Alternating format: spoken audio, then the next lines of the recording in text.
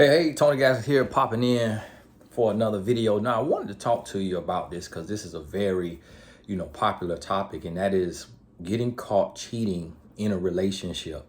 Now, cheating has different definitions. So for some people, it's like sleeping with somebody.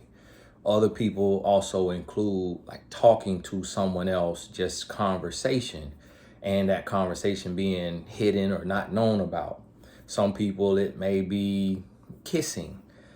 Some people, it may be just talking to an ex, not necessarily like a new friend that you met at work. So in every relationship, what cheating is has to be defined by the couple.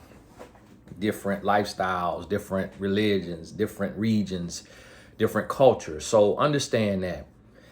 Now, if you're going to try to work through this, so we already know if you get caught cheating, one of the options is just to end it, to be done, go on about your business. But if you're going to try to work through it, it's two sides to it. So let's start with the cheater, because that is the offender and that is the person who the burden is placed on really to make it right. So if you were caught cheating in a relationship, the first thing that you have to do is you have to accept 100% responsibility for your actions. You cannot victim shift, meaning taking that title from your partner and putting it on you and making yourself the victim. You cannot victim blame, which would be taking this person and blaming them for you cheating, because no one made you cheat but you. Regardless of what was said to you, what was done to you, you could have left the relationship. You could have addressed it, asked for changes to be made, waited for those changes to be made. If those changes were not made, you could have ended the relationship. Cheating is never okay. Cheating is never acceptable, no matter how you are feeling, no matter what you're going through. Cheating is not an option. When you cheat, you are 100% responsible for your reaction to whatever was going on in your relationship. In some relationships, everything was perfect, but a cheater can be a greedy person, could be a needy person, a selfish person, an inconsiderate person. So you have to accept whatever it is about you. You got to own up to it. You got to admit it. And you have to apologize without using the words if, and, or but. It was on me. It's my fault. I apologize. I was operating from a place of selfishness. I was operating from a place of anger, or from a place of frustration, or from a place of retaliation. And I chose to do this. I was wrong for that. I apologize for that. And in order to be better, this is what I'm going to do. I'm going to sign up for therapy and or coaching, and I'm going to do a session a week for the next 12 weeks. I'm going to start reading books. I'm going to go to a retreat or a conference. I'm going to cut off negative friends or family members that aided and abetted in this situation. I'm going to change what I'm watching, what I'm listening to, if those things played a factor. Cut down my social media time, if that played a factor, if that was the door. I'm going to do these things to change. That is what you do when you breached the relationship, when you caught cheating in a relationship and you want to make it work. You cannot point the blame. You cannot blame your childhood. You cannot blame something that you went through earlier in the relationship. This is the moment in time. This is what you did. This was your choice. Accept responsibility. And if you're going to make it work, then make it work. So you have to understand that. Now, if you are the person who you caught your partner cheating in the relationship, you caught your partner cheating in the relationship and you want to work it out, and he or she wants to work it out, what you have to understand is that in order to work it out, you first need to require those stipulations that I mentioned that the person who cheated would say they would do, you got to have that as a requirement if you're going to stay. Do not just let the person who cheated just go on like nothing ever happened and just get right back into where you were. It's you almost like start over. And so if you had gotten to a place in your relationship where y'all were completely free, you know, in the bedroom, wherever, you're kind of starting over in the sense of you're rebuilding trust. So you're going back to square one. But what you're doing as the person who was cheated on is you are forgiving. And so forgiving is not forgetting. Forgetting is not reminding the person of the offense. So if you say, I'm going to stay and I'm going to work on this relationship, you have to forgive and forget. So that means forgive him or her for cheating. And then forget means do not continuously remind him or her of the cheating. So that is what you have to do. Now, in this space, what you're going through here is you are finding a way to rebuild. So that may mean if you have the same faith, that may mean spending time in your faith with your partner, going to a retreat, going to a conference or seminar, the same things that we mentioned earlier. It also means going slow. So one of the mistakes that a lot of people make is they get cheated on and then they go and they have makeup in the bedroom, and that sends the wrong message. It reinforces the act.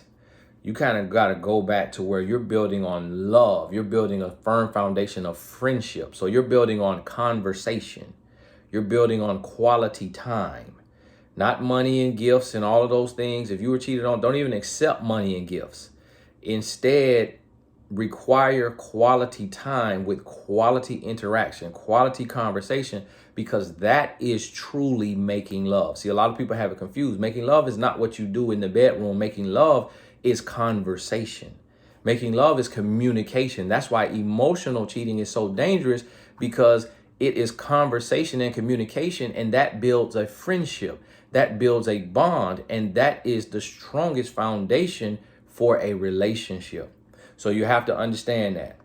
Now, what you're also doing is you're tracking the behavior. So of the person who cheated, you're tracking his or her behavior, and you're making sure that he or she is consistently growing and consistently giving an effort.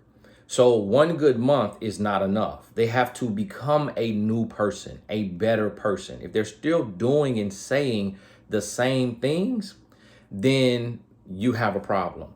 So you have to hold him or her accountable and make sure that you don't let them off the hook by letting them put in amazing 30 days or amazing 60 days and then boom, right back to the same old person. And when I mean same old person, I mean disengaging, distant, rude, attitude, snappy, whatever it may be. You can't let them go back to being that same old person. And you got to hold them accountable. So just because you decided to make the relationship work, that doesn't mean that that decision is final. It's kind of like if you're on a job and somebody gets in trouble, they get suspended, or then they get put on like probation to where they're watched. And so any tardies, any absences, any other incidents, then boom, they're terminated. And that's the same approach you have to take in a relationship, so that if a person is not doing what they're supposed to do, that 3-month mark, every 3 months, you kind of want to do an evaluation. And this is internal. It's not like you're giving him or her a piece of paper and grading them and handing them their grade. This is something you're really assessing the relationship to see, did he or she learn from what they did, make conscious efforts to make changes, and is him or her, he or she growing? And if that's the case, then it's like, okay, this was a mistake.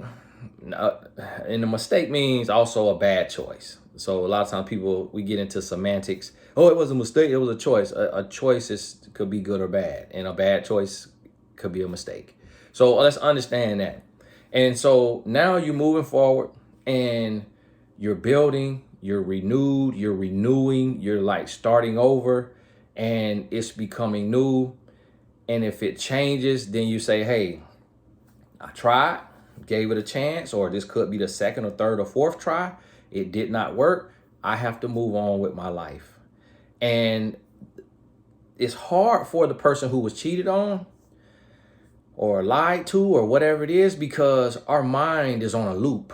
So you got to understand, you're going to have to become the most emotionally intelligent person on the face of the earth, because your brain will be on a loop of the messages you saw or the videos you saw or the pictures you saw or the stuff that you heard, the stuff that you were told about. Your brain is going to be on a loop, and you have to be able to take that and write in a journal. If you pray, if you meditate, if you run, if you do yoga, whatever it is, you're going to have to find an outlet. And here's one of the biggest mistakes. Do not make a non-professional your outlet. So do not take all of your feelings and dump it on your best friend or your mom or your dad or somebody who is not a professional. If you're going to be dumping stuff, you need to be getting quality feedback from a professional. If your friend feels like a professional, then have your friend become a professional so that you can actually pay your friend $25 an hour for his or her time. And that way it's a real investment in your growth and your healing. And this is just a little mind trick that you do so that you're actually benefiting from the growth, and so it doesn't turn into like a gripe session or just a complaining and just gossiping, and you're just spinning your tires and then making your situation worse. Your friend or family member could be making your situation worse. So don't go there. Don't go there. Instead, take and do something a little different and make real investments in yourself to heal your heart, heal your mind, and to grow. And this is what you have to understand. One of the last points is, if you cannot forgive, if it was third, fourth, fifth time, even second, 10th time, it happened so many times, it is no longer a mistake. First time, mistake. Second time, we call it a choice. I call it a choice. Third time, I call it a habit. And so, or a pattern. So if that's the case, you may be like, you know what, I can't sleep, I can't eat. It's been 3 weeks. I'm hurting, I'm losing weight, I'm about to lose my job. The offense was so great, you need a complete break. You need a clean break, and you need to go do your healing, do your work. You may be able to come back in a month, or that month may set you free and you feel new, you feel lighter, and then you know you did the right thing and you continue to go on about your business and live your life. So that's a way that you can kind of measure if this forgiveness, if this next chance is worth it. And if it's not, you'll know it. So, hey, hopefully this helps you. Share it with somebody you know going through. Every relationship goes through this stuff on some form or another, including mine, everybody in the world. I've been teaching on relationships 15 years now as a professional, and I've been married 15 years. And so I've experienced it all, just like you'll experience it all. We all gonna have to go through these little hiccups. And when I say this, I don't necessarily mean physical sleeping with somebody. It literally can be text, it could be Facebook inbox, it could be Instagram. Cheating is in many different forms, so understand that. But it all is damaging. Hey, thank you so much. Hope to see you on another video. We'll talk soon.